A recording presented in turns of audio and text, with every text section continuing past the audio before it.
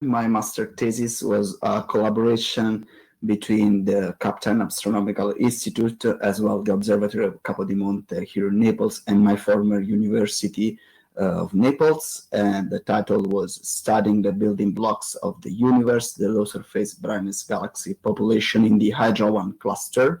And well, what is the context of my thesis? Well, the context was the exploration of the low surface brightness realm in a nearby galaxy cluster environment, especially focusing on the dwarf galaxies and the ultra-diffuse galaxies or UDGs. Well, why is it interesting to study the LSB galaxies? There are a lot of important reasons. Among the others, I will cite that it's useful to map the mass assembly process of galaxies at tall scales in clusters. And moreover, it is useful to constrain the formation and evolution of galaxies within the lambda CDM cosmological paradigm. So far, simulation based on the lambda CDM cosmology highlighted how structure in the universe form in a hierarchical way, therefore starting from dwarf galaxies that merge together to form larger galaxies. Those ones just accrete their mass from the accretion through satellites. Then they form groups of galaxies and so on, forming clusters and going on in that way. It's interesting to study LSB galaxies because we can find conference about the first step of this hierarchical structure of the universe. Why? Well, because structures related to the accretion, such as streams, tails, intracluster lights, satellites, dwarf galaxies are usually faint. Other interesting reasons concern about the missing satellites problem, for example. So the estimate of the baryonic mass of the universe, how much mass is hidden in the low surface brightness galaxies, and what is the relation between the baryonic mass and the dark matter. And then we can also evaluate the environmental effects when galaxy interacts with the environment, such as clusters or with other galaxies. Usually this interaction is visible just in the low surface brightness regime. Therefore, the idea of my thesis was to study the structural properties of galaxies and their correlations with the cluster-centric distance, which might provide ways of testing theoretical predictions of the hierarchical accretion paradigm. So the scientific goal was to map the mass assembly process for the Hydra I cluster of galaxies, focusing on the low surface brightness regime and studying the main mechanisms that are transforming galaxies in the cluster. How can we do that? Well, in my thesis, we provided a new enlarged catalog of galaxies for the cluster, which was the instrument that we analyzed to try to understand and to address the scientific questions. So the outline of my thesis, as well as of this talk, is in the first part an introduction about the targets. So what are the dwarf galaxies and the ultra-diffuse galaxies? Why did we choose the Hydra I galaxy cluster? Which data we use? Which are the requirements of the real data for this task? So why deep? Why large? Then what methods did we use? Did we follow? So how we detected galaxies? Which photometric measurements we did? Which relations we analyzed to separate cluster galaxies from the background galaxies, and then the analysis that we did on the catalog. And in the final part, I will present the results for the Hydra I cluster of galaxies, making a comparison with other local universe clusters. So let's start from the dwarf galaxies. What are the dwarf galaxies? Well, they are not a morphological class of galaxies, such as spirals or elliptical galaxies, but rather they are defined as low luminosity galaxies. How low? There are several definitions. One of the most famous is this one of Bingelli et al. So dwarf galaxies are galaxies fainter than -18 magnitude in the B band, and usually they have sizes between few parsec to few kiloparsec.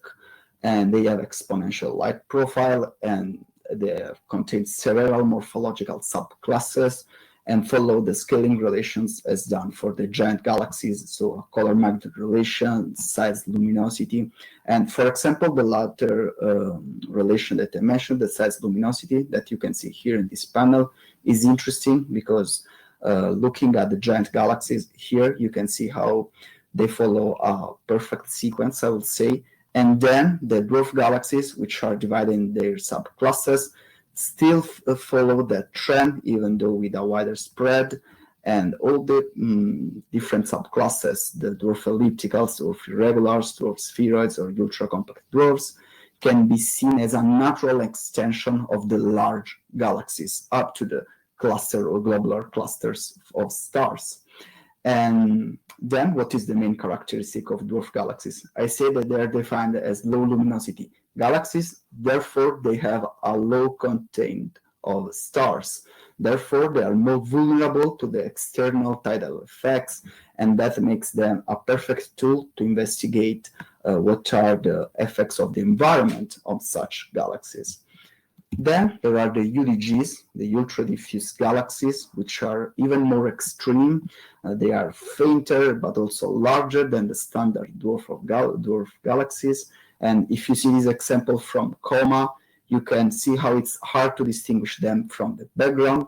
One needs really deep data for detecting UDGs. And looking at the size luminosity panel again, you can see how they inhabit this particular region. So in the upright corner, where they have sizes comparable for the effective radius with the giant galaxies, but their luminosity is comparable to the one of the dwarf galaxies. Therefore, they also have the same stellar content of dwarf galaxies. And there is still a debate about their nature, if they are failed Milky Way galaxies, so they inhabit the dark matter halo of the same size of the huge spirals in the universe, or if they are extreme cases of dwarf galaxies, and they just inhabit dark matter halo of the same size of dwarfs. Then they follow also an important relation about the abundance Hall mass, which is useful to estimate the number of expected UDGs in a certain structure as a cluster. Talking about the cluster, the target cluster was the Hydra I galaxy cluster for my thesis, which is a nearby cluster of galaxies with distance of about 50 megaparsec and a virial mass over 2 times 10 to the 14 solar masses and virial radius of 1.6 megaparsec. And well, in its center is a peculiar cluster because rather than be dominated just by one elliptical galaxies, it is dominated by two, NGC 3311 and NGC 3309, as well as a huge spiral, NGC 3312, which is crossing the cluster. And also on the left, you can see two overlapping spirals, NGC 3314. And well, why did we choose to study Hydra? Well, Hydra is among the newest rich cluster environments and is close enough for the modern class of telescopes to resolve dwarf galaxies within it. Therefore, if one wants to study dwarfs, Hydra is a suitable candidate. Other than that, I can say that a few recent works, such as Arnaboldi et al. And Ventimiglia et al., pointed out how the mass assembly process in Hydra is still ongoing, and there is a group of dwarf galaxies which is falling to the cluster core. They are disrupting in the hull of the two central dominant galaxies, and that makes Hydra perfect for our aim. Moreover, Hydra has an unusual higher fraction of dark matter than seen in similar local universe clusters. Therefore, questions about the number population of dwarfs raises naturally, because one can ask if the number of UDGs and dwarf galaxies can account for such differences with other local universe clusters, or there is a small population of dwarfs and therefore the cluster is really dark matter dominated. Let's move to the second part of my thesis, which concerns about the data. And well, which photometric data do we require for this task? Well, we need data to be deep imaging data, because we want to detect the LSB galaxies up to the UDG regime, which is over the 24 magnitude per square arc second as central surface brightness. As I mentioned here, multi-band imaging data, because we want to study at least one color of galaxies to know how what is their structure and their stellar population. And then data should cover a large area, because we want to map a considerable portion of the cluster, ideally out to its virial radius. And since Hydra is close, it has an angular size on the sky of 2 square degree, considering just 1 virial radius. Therefore, data should cover a wide field. And our dataset came from Vegas. And since Hydra is a Vegas target, which is a deep multi-band imaging survey of early type galaxies in the southern hemisphere, carried out at the VST. The VST is the survey telescope, the very large telescope site in Paranal, and it's equipped with the Omega Cam, which is a camera developed for survey aims. Therefore, it has a large CCD camera with a wide field of view of 1 square degree and a resolution of 0.21 arcsecond per pixel. And the observation for Hydra were carried out in 2 imaging bands, G and R, for a total exposure times of about 3 hours in both bands, adopting the step differ strategy with an average zing of 0.8 arcsecond in each image. Well, the images should be prepared, of course, before doing science, and the data reduction was performed using VST Tube, which is the dedicated pipeline for reduction for the VST data, and was estimated the surface brightness depths in both bands beyond the 28 magnitude per square arcsecond. Therefore, UDGs are detectable in those images, and the final mosaic extends over 1 times 2 square degrees. And before just working on this full mosaic, we did other 2 simple operations. The first one was the masking of 2 bright foreground stars, which are visible here just as scattered light here and here. So we modeled and subtracted the 2 stars. Then we worked on a smaller portion centered on the cluster core of about 1 square degree, which just gave us the possibility to cover the cluster up to its half virial radius, but in a symmetric way respect to the center. Since we want to study cluster-centric trends, therefore we need to be symmetric as much as possible around the center of the cluster. And so let's move to the big part of my thesis, which was building the catalog of galaxies. And it is divided in 3 phases. The first one is, of course, the detection of sources from images and the estimation of detection efficiency. Then the photometric measurements with the respective uncertainties. And finally, the hardest part, so the selection of cluster galaxies from background galaxies and how we did that. So the first part, the detection, we use an automatic detection algorithm, Sextractor, which was configured in 3 different setups of parameters in order to detect different kinds of objects. Therefore, large galaxies, LSB configuration setup, and small galaxies. And well, Sextractor outputs a list of huge number of sources. A lot of them are wrong detections or saturated objects, stars, or unresolved objects, which can be galaxies from the background or globular clusters. Since we are just interested in galaxies, candidates for Hydra, we need some selection cut, and the final cut, excluding all the wrong detections, stars, and the unresolved galaxies, which was set outside the lower limit of 200 parsec, almost 4 pixels, which correspond to about 1 arcsecond on the image, and just give as a result a final catalog which contains of more 4,000 objects, which is visible as green dots in this size luminosity panel. So you can see how all the unresolved objects in red are excluded, as well as the stars in this sequence. So what we want to do about death galaxies? We want to do photometry of them because we want to know some properties of them, and that can be done studying their isophotes, so studying the distribution of light in galaxies. And studying them, it's possible to obtain some geometric information about the galaxy, such as the axis ratio or the ellipticity, the position angle of the galaxy, and then it's possible to study the surface brightness radial profile. And the latter is well described usually by a Sersic function, which you can read here is an exponential function described by the n exponent, which is the Sersic index.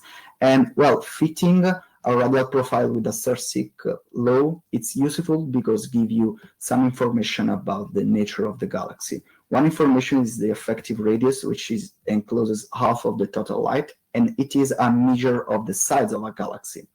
Then you have mu e, which is the surface brightness level at Re, and that is a measure of the brightness of the galaxy. Then n, which is the exponent, the Cerseic index, is useful because it's linked with the concentration of light in a galaxy. Therefore, fitting just a Cerseic law, you can obtain reliable information about the structure of the galaxy itself. But the problem is, okay, we have more than 4,000 galaxies. How can we do that? How can we do photometry of all those galaxies? Well, we need something automatic, and I use this photometric pipeline developed by Venole tool inside the Fornax Deep Survey. Here you can see the flow chart of the pipeline, which is really articulated with a lot of functions. The most important phase of the pipeline are listed here. The first one is the postage stamp images production. So are cutted some cutout of galaxies for each galaxy in our catalog. Then is generated an automatic mask for stars or other galaxies in the images that are not needed.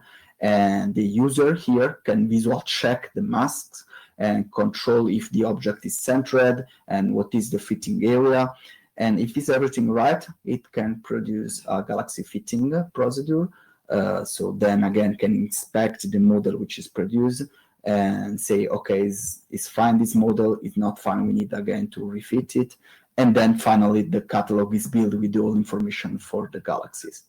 This galaxy fitting procedure is performed using a GalFit, so the photometric pipeline takes advantage of this software, which produces two-dimensional models of galaxies, minimizing a chi-square. You can see here an example, so data from a galaxy are cut out, then the model produced and the residual image. And we use a single Cerseic function to describe the light distribution in galaxies. And from that fitting procedure, GalFit gives you the global parameters over the 2D model of the galaxy. So the dimension, the surface brightness, the Cerseic index, acceleration, position, angle, which are written in our catalog. So before going on, I want to just talk about the efficiency of our detection as well as our errors. And to estimate the efficiency of the extractor, we generated 3,000 mock galaxies in bunches of 250 individuals with a wide range of input parameters. And well, those mock galaxies were injected into images with the same conditions of the airband images, so the same size, the same seeing. We also added stars convolved with the PSF of omega cam. We added the Poissonian noise in each pixel, and once are ready, those simulated images, I call them, and we run Extractor with the 3 different setups to test the completeness of our detection algorithm. And we find a 50% efficiency reached at the mean effective surface brightness of 26.5 magnitude per square second and at the limiting magnitude of 22 magnitude in the R band. We also studied how the efficiency changed according to some parameters of galaxies, such as the effective radius, so their size, and as expected, with increasing effective radius, it increases also the efficiency, which is described by this white line, not so visible, but it represents the 50% efficiency. And that is interesting because just it's saying us that if a galaxy is larger, so contain more pixels, then it's easier for Extractor to detect it. And then there is no dependence by the axis ratio, and that is expected too. While there is a slight dependence by the Cerseic index, as you can see here. Therefore, galaxies which are more concentrated with a higher Cerseic index are more easily detected by Extractor. Then I estimate the uncertainties for the photometric measurements we did, because GalFit uses just an error from the statistical fits. And for that, I used 400 mock galaxies that are processed through the photometric pipeline, as done for the true and real galaxies. And a comparison between the original and the measured parameters is presented in this first row. For example, output magnitude versus the input magnitude, where the red line is the equity line. And well, we fit these deviations, so the standard deviations of the residuals following the Venole-et-al. Work, therefore with this logarithmic function here, and the residuals are described as function the effective mean effective surface brightness, and that fit is represented by the red dotted line in the last row here, which is 1 sigma of errors, while the blue lines represent the running mean of the deviations. And it's just interesting to point out that the deviations are almost always contained in 1 sigma of errors. So let's move to the most important part of building a catalog, probably, which is the selection of the cluster galaxies. It is a problem because we have to distinguish between the cluster and the background galaxies, while we don't have spectroscopic redshifts available for all galaxies, and we have just one color. So what we can do is using photometric scaling relations as some theoretical assumption. And well, in literature, there are a lot of works about that, and it's possible to find a good solution to this problem, calibrating the selection limits using the available archival spectroscopic distances for the galaxies for which these measurements are possible. And so I can describe here what are the principal effects of higher distances that we can exploit. The first one is the reddening. Of course, galaxies with an higher redshift are redder due to the reddening effects of the redshift, and therefore we can study their colors in the color magnitude diagram and find a solution to exclude background objects which are too red for that cluster. And then there is the fact that the angular size decreases with the increasing distance of galaxies, but the surface brightness stays almost constant. And in addition, there's something linked to the visual inspection of images, because large background galaxies, such as huge spirals from the background, can show structures, while their apparent size is just comparable to the size of the Hydra dwarfs. But I don't expect the spiral galaxies to have sizes of few parsec. Therefore, those should be from the background. And the first three cuts that we did concern the color and surface brightness. And the first one, the color cut, we took the reddest galaxy of the cluster and just selected an upper limit for the G-R color of 0.95 magnitude, and all galaxies which are redder than that value in the gray shaded area are excluded. Then about the surface brightness versus luminosity plot, we took galaxies with the redshift information, which are represented in red, and did a linear fit of this relation, and took 2 sigma as confidence level, and excluded the galaxies which are brighter than that value, again in the gray shaded area. But we were not satisfied, since it excludes just a couple of galaxies, almost 20, or a few less than 20. And so we came back to the color, used a previous work about the Hydra cluster, dwarf population, which was Misgeld et al. 2008, and used the red sequence to exclude galaxies from the background. Therefore, taking their color magnitude relation, we can exclude also these galaxies in the gray shaded area here. But we are still not satisfied, because there is still an high contamination of background objects in the sample. And I show here an example of what I'm saying. In the top panel here in this figure, you can see, I hope you can see a spiral galaxy, which is, it belongs to the Hydra cluster. It's confirmed from the redshift measurements, and you see how it is big on the image. While on its right, and also zoomed at the bottom panel, you can see another spiral galaxy, but it is from the background. Why I can say it is from the background? Because its size is too small for being a spiral galaxy in a cluster such as Hydra. It should be a spiral galaxies with an effective radius of about 200 parsec, too small. Therefore, what we did was to divide galaxies by visual inspection in 4 morphological groups, with the aim to separate the background galaxies from the cluster galaxies. And we used 4 groups: the late types, early type with structures, smooth early type galaxies, and background galaxies, which are those galaxies that appear small on the image we saw with a small appearance on sky, but show features like spiral arms or bars. And those are removed from the catalog. And in the end, the final catalog contains 300, more than 317 dwarf galaxies, with the definition of being fainter in the R band of minus 18.5 magnitude. And the catalog covers the Hydra I cluster up to its half-viral radius and has a minimum semi-major axis limit of 1 arcsecond and reach a 50% level at the mean effective surface brightness of 26.5 magnitude per square arcsecond and the limiting R band magnitude of minus 11.5.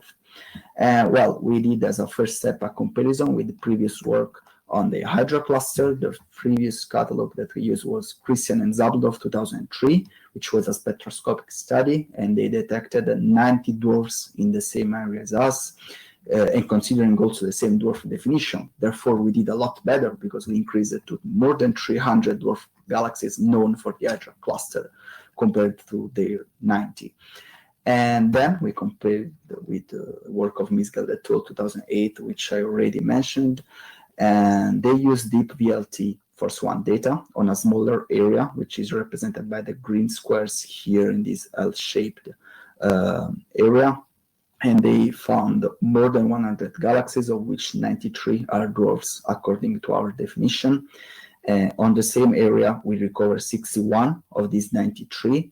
And well, I will say that anyway, this is a good result because they use a different detection technique, which was more based on the visual inspection of the image. And that was hard to apply on a wider field of almost 1 square degree as our field, where you can see the yellow circles are our dwarf galaxies, which covers the cluster up to its half-viral radius. Well, I will move to the results of the analysis from the catalog. And the first thing that we did was to study the dwarf galaxies distribution, spatial distribution within the cluster. So we produced a smoothed map distribution here, and also a radial profile of the projected galaxy surface density. And both highlight the presence of 3 overdensities, which are indicated by the black arrows. One in the cluster core, near the cluster core, even though it's a little bit off-centered, one a north group, and then a southeast group of galaxies near the 2 overlapping spirals NGC 3314. So that is a good achievement, an important achievement, because our result, coupled with the work of Arnaboldi et al. Of 2012, and also the work of Lima Dias, where they state that a group of galaxies is falling onto the cluster center, let us conclude that the Hydra I galaxy cluster might not be relaxed as other local universe clusters, and the mass assembly process of the cluster is still on an active stage when compared to a cluster of the local universe, as for example, Fornax. Other than that, we studied the scaling relations for dwarf galaxies, starting with the color magnitude relation. We produce a linear fit, and the linear fit is written here if you're interested in the functional dependence, and is represented by the black line in this color magnitude diagram. Well, it's a good agreement with the CMR of Misgeld et al., of course, which we used to select galaxies, but also a good agreement with the other clusters such as Fornax and Virgo and so on. Well, our idea was also to study galaxies divided in 2 subpopulations, the late types and the early type galaxies, and see if they react differently to the environment. For doing so in a more quantitative way, we used our color magnitude relation. So we split the 2 populations using 2 sigma of the red sequence. Therefore, we defined the blue galaxies to be 2 sigma bluer than the red sequence, and those should be the late type galaxies, while the red galaxies or early type galaxies are the remaining galaxies too. And we analyzed the other scaling relations, taking into account this splitting. And the first one was the size luminosity, here the first row. I suggest you to look at the second column, the running means. And you can see how late type galaxies show almost a linear trend, therefore they are larger while they are brighter and going to the faint end. And then the early type galaxies, they show just a little flattening in the bright end of the diagram, but then they again go linearly, almost linearly down here. Then the surface brightness versus luminosity plot, you can see that there is an almost linear trend for both populations. Just slightly on average, early type galaxies are brighter at the brightest end. And there is a flattening toward the faintest tail, but that is due to detection limits, because we there go to the limit where the efficiency goes down the 50%. And for the Cercic index versus luminosity relation, early type galaxies show a growth in the Cercic index from 1 to 2, going to the faintest galaxies to the brighter ones, while the galaxies of the late type galaxies just behave similarly, but with a wider spread, and they never reach Cercic 2. So we compared these results with the literature, with the Fornax cluster represented by the Fornax SIP survey collaboration by Venola et al. 2019, and also with the work of Misgeld for the Hydra cluster and for another cluster, the Centaurus cluster. And in both cases, the agreement with literature is good. Then we studied the cluster-centric behavior of the properties. So we wanted to see how the environment affects dwarf galaxies, and how can we do? Well, we can study how properties change according to the distance from the center of the cluster. We were also interested in seeing if galaxies of different mass are influenced differently. So we divided galaxies in 3 magnitude beams, which are represented by these 3 columns.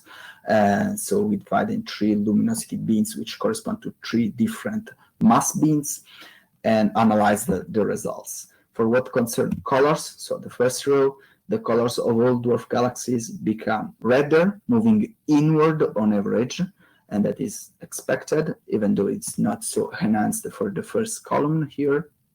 Then, for what concerns the size of galaxies, well, we can see how the most luminous dwarfs become larger, moving outward. So the first column here, galaxies that are brighter than -16 magnitude, while the other 2 columns, so the fainter dwarfs, are just behaving in the opposite way. So they decrease their size going outward from the cluster center.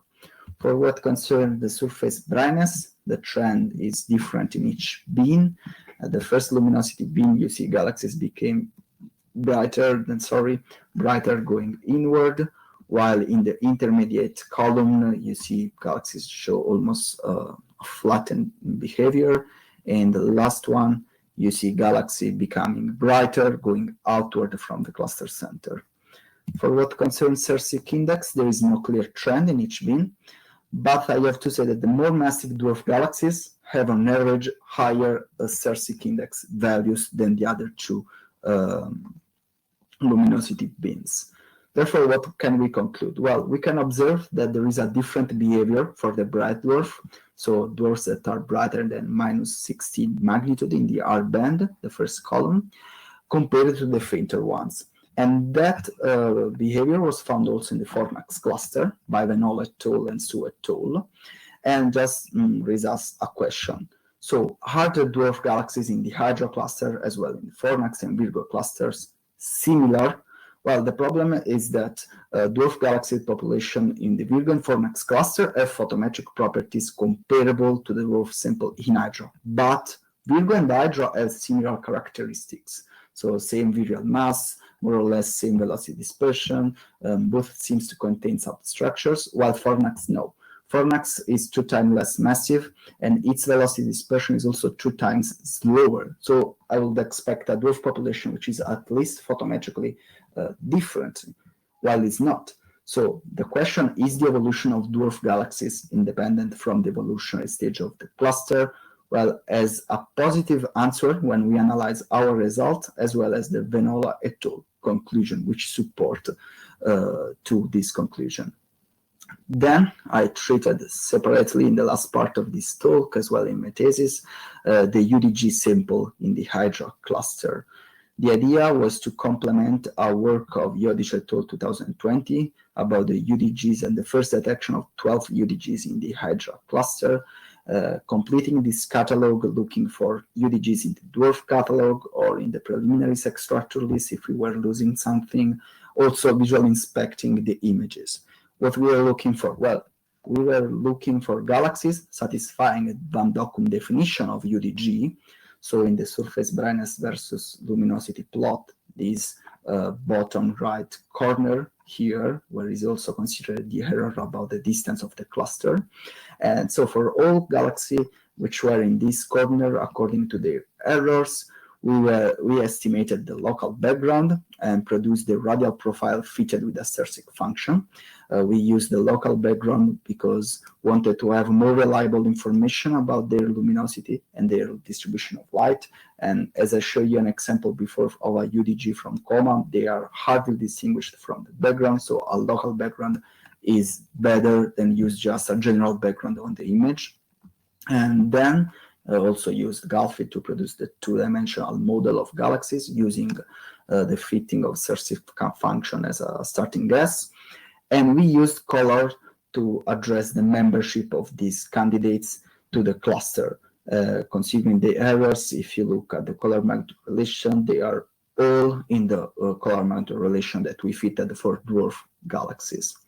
So what is the result? Well, the result is that we discovered 20 new UDGs in the Hydra I galaxy cluster, and so the total is of 32 UDGs in the studied portion of the cluster up to its half-virial radius, and this is an important result because it's a perfect agreement with the empirical abundance Halo mass relation of Van der Burg et al., which is described by this function. And as you can see, our point line on the line, I would say. Therefore, we are not underestimating or overestimating galaxies, this kind of galaxies, UDGs in the cluster, and our method is good. So beyond of that, we also studied the properties of UDGs in the cluster. The same is done for the dwarf galaxies, comparing them with other UDG populations, and on average, the structural parameters are coherent with other UDG populations from the coma cluster, from the Fornax cluster, and so on. While comparing them with the dwarf galaxies, you can see that they inhabit this upright corner of the size luminosity plane as expected. And for what concerns the surface brightness, they are just the faint end of the dwarf galaxies, but there is a little bit of overlapping with them. And also for what concerns the Sersic index, there is no clear distinction between dwarf galaxies in black and the UDGs. Therefore, at least for colors, surface brightness, and Sersic indices, we can say that the UDGs can be considered, photometrically speaking, as a faint extension of the dwarf galaxies, and also large if we consider they are the large outliers of the dwarf population here. So I want to conclude my talk with a brief summary of the goals and results. One of the first goals was to map the mass assembly process for the Hydra I cluster of galaxies. And the result that we produce is the identification of 3 substructures, 3 subgroups within the half-virial radius of the cluster. Then we wanted to study LSB galaxies in the cluster, and we not only enlarged the dwarf catalog of known dwarfs for the Hydra cluster, but also produced the first complete catalog of UDGs. Then we wanted to examine which environmental effects were affecting the dwarf galaxy population, and the cluster-centric trends point out that the environment affects the dwarfs in a different way for galaxies of different mass. In future, our idea is to improve the detection algorithm because we know that we can do better, also comparing the result with Misgad et al. And also we want to extend the cored area going up to the full virial radius of the Hydra cluster. So thank you for your attention.